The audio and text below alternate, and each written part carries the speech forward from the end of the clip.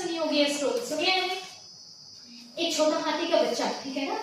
अब क्या किया गया, उसको सबसे पहले वहां पर कि वो भागना ना जाए ना, एक सर्कस वाले का था वो हाथी का बच्चा, तो उसने क्या किया, उस छोटे से बच्चे के पैर में जंजीर डाली, बेटा जंजीर डाली और बगल में कील लगाई और कील में उसकी जंजीर को फंसा दिया, पैर को फंसा दिया।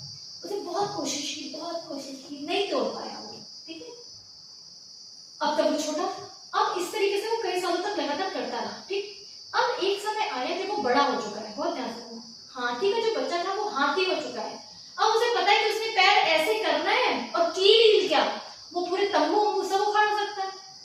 लेकिन अब बहुत ध्यान से समझना, अब यहाँ पे ट्विस्ट है। अब जब वो हाथी बड़ा हो गया है ना, अब वो क्या करता है, केवल उसके पैर में जंजीर डालता है, जंजीर को कील में भी नहीं फंसाता, ठीक है। और कई बार कील में फंसाता है, कई बार नहीं फंसाता, लेकिन केवल हाथी को ये पता है कि जंजीर डाली गई है, मतलब मैं अब हट नहीं सकता।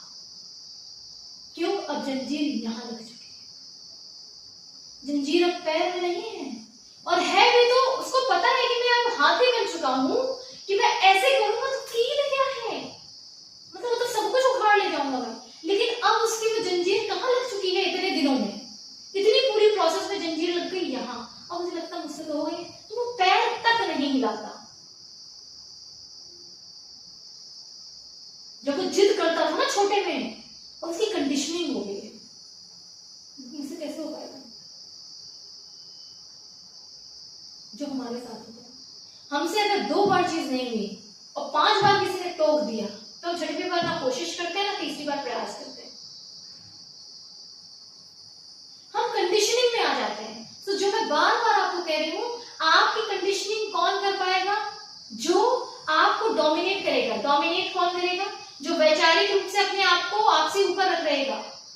और वैचारिक रूप से कौन ऊपर रखेगा? जिसका आकाश तत्व आपसे ज्यादा मजबूत होगा, वो डोमिनेट कर जाएगा।